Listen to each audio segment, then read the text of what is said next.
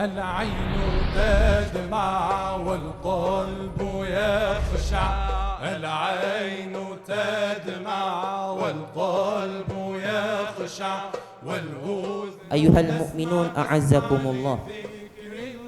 Alhamdulillah, malam ini marilah kita sama-sama merafakkan kesyukuran kita kepada Allah Subhanahu wa taala kerana kita dapat sama sekali lagi kita dapat berkumpul dalam rumah Allah Subhanahu wa taala, dapat kita sama-sama duduk bersantai dalam santai ilmu, dapat sama-sama kita bermuzakarah, yang tak tahu jadi tahu, yang tak reti jadi reti, betul.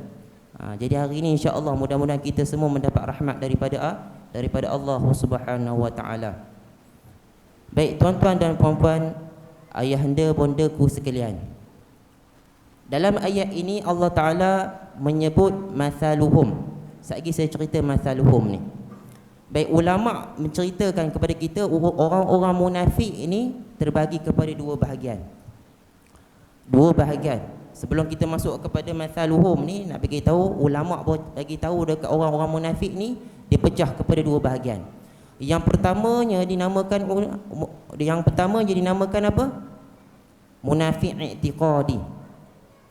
Munafik i'tiqadi. Yang kedua dinamakan munafik amali. Baik. Apa yang dikatakan, apa yang dinamakan munafik i'tiqadi ni tuan-tuan? Munafik i'tiqadi ni maksudnya pegangan dia sendiri. Kalau kita tengok dia ni seorang yang depan mata kita ni seorang yang beragama Islam, tapi dalam hatinya penuh dengan kekotoran, penuh dengan kezaliman, penuh dengan perkara-perkara sifat-sifat yang tak baik.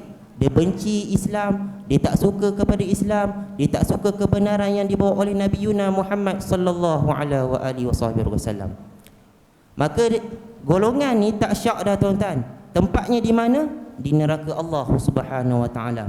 Allah Taala sebut apa? Dalam surah An-Nisa juzuk yang kelima. Allah Taala sebut innal munafiqina fid darkil asfali minan nar. Sesungguhnya orang-orang munafik ini akan dicampakkan Allah Taala mereka ni ke dalam api neraka yang paling bawah sekali, yang paling dahsyat sekali, yang paling teruk sekali, kat bawah sekali. Nak abad teruk orang munafik ni, kecuali mereka bertaubat kepada Allah Subhanahu wa taala dengan sebenar-benar taubat sebelum diambil nyawa oleh Allah Subhanahu wa taala. Ini namanya munafik i'tiqadi. Yang keduanya dinamakan munafik amali. Munafik amali ni apa tuan-tuan? Munafik amali ni maksudnya dia ni nampak memang asal dia memang seorang yang beragama Islam. Memang dia agama Islam. Mak ayah Islam, keluar daripada perut ibu dia lagi, memang dia dah beragama Islam.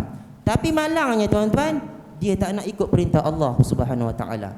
Allah Taala kata benda ni wajib, hang kena buat, tapi hang tak nak buat. Maka ini namakan munafik amali. Amalan perihal kelakuan dia seharian. Kita tengok banyak orang masyarakat yang beragama Islam sekarang ni solat fardu 5 waktu. Berapa ramai orang yang meninggalkan solat. Lebih-lebih lagi pada dua solat ni. Yang pertama solat subuh, yang kedua solat isyak. Sebab solat subuh ni kalau kita tengok agak-agak tuan-tuan, solat subuh ni senang ke susah? Susah kan? Sebab dia dibangsa kepada dua rakaat. Nak dibandingkan kepada solat-solat lain 3 rakaat, 4 rakaat, tapi dia 2 rakaat. Nampak je 2 rakaat tapi susah. Nampak tuan-tuan? Kadang-kadang Tok Bilal ni tuan-tuan dia penat azan. Dia penat nak tolong kita ni, dia penat. Kita ni tak peduli dengan kata-kata yang kalimah-kalimah yang baik yang keluar daripada mulut Tok Bilal tu. Tok Bilal kata as-salatu khairum minan naum. Sembahyang tu lebih baik daripada tidur. Tapi kita pergi ubah pula. An-naum khairum minas salah. Tidur ni lebih baik daripada sembahyang. Bila dia ubah benda tu, syaitan duk jolok tuan-tuan. Bila duk jolok tu, makin lama selimut makin tinggi sampai ke kepala. Lalah dia tinggal habis solat subuh. Ini banyak berlaku di kalangan umat Islam. Solat subuh nampak senang, tapi nak buatnya susah tuan-tuan. Begitu juga dengan solat Isyak. Kadang-kadang Tok Bilal duk azan, Allahu Akbar, Allahu Akbar, akhirnya la ilaha illallah. Kita dengar. Dalam masa yang sama kita menonton TV. Layan pula cerita best, labu-labi ke, pendekat berjalan lampu ke dan sebagainya. Kita tengok, ya Allah, galik. Dia kata, satgi. Habis satgi lah, insya-Allah kita akan solat. Bila habis filem tu, tangan ni katai pula, jari ni katai. Dia petik pula seorang lain. Buka petik seorang lain, tengok ada pula cerita lain pula. Cerita apa? Cinta ke syurga. Contoh, cinta ke syurga. Tengok cinta ke syurga pula. Bila tengok cinta ke syurga, dia kata habis cinta ke syurga sekali nak solat insya-Allah. Bila dah habis cinta ke syurga, mai pula anak pula petik pula tengok siaran lain. Pak kata tak boleh jadi ni, nak tumpang sekali. Filem Tom and Jerry. Filem Tom and Jerry seronok. Episod yang terakhir. Kan? Kalau tak tengok rugi, dia kata. Jadi dia pergi tengok, lala dia layan sampai akhir sekali terlena duduk atas sofa. Nak tengok cerita tu sampai terlena duduk atas sofa. Hanyut sampai bila? Sampai azan subuh nanti. Sampai dia tak sedar. Ini yang berlaku di kalangan umat Islam kita saudara. Ayuhlah wahai saudara, wahai saudariku sekalian, marilah kita sama-sama bermujahadah, marilah sama-sama kita bermuhasabah diri kita sama-sama tuan-tuan pada malam ini. Kita ni duduk di kalangan mana tuan-tuan? Kita ni duduk di kalangan orang-orang yang buat baik ke orang-orang yang buat jahat? Kalau kita dulu suka mencuri, kalau dulu kita suka ingkari janji, kalau kita dulu suka bohong kepada orang, kalau kita dulu suka khianati orang, suka buat jahat dengan orang, lepas daripada ini, fafirru ilallah, kembalilah kepada Allah Subhanahu Wa Taala. Bukan payah pun kembali kepada Allah Subhanahu Wa Taala. Semayang taubat banyak-banyak. Nampak tuan-tuan? Kadang-kadang kalau kita tengok anak-anak kita keluar rumah, dalam rumah masya-Allah baik, bila keluar rumah tak tutup aurat. Tak pakai baju, tak pakai tudung, pakai seluar pendek, pakai baju singlet tak cukup benang dan sebagainya. Keluar ni kita tarik dia bawa masuk balik dalam rumah, kita bagi dia baju kurung, kita bagi dia tudung. Lepas ni anak keluarlah. Ini dinamakan fafirru ilallah, kembali kepada Allah. Kalau kita tengok si isteri kita ni keluar rumah tak pakai tudung, asal keluar rumah mesti nak pakai tudung, masuk dalam rumah nak pakai tudung. Pelik juga orang lagu ni. Keluar rumah tak nak pakai tudung, dalam rumah nak pakai tudung. Dia punya make up ni orang perempuan ni setengah jam, merah menyala. Pipi kiri kanan berwarna-warni. Nak bak mai.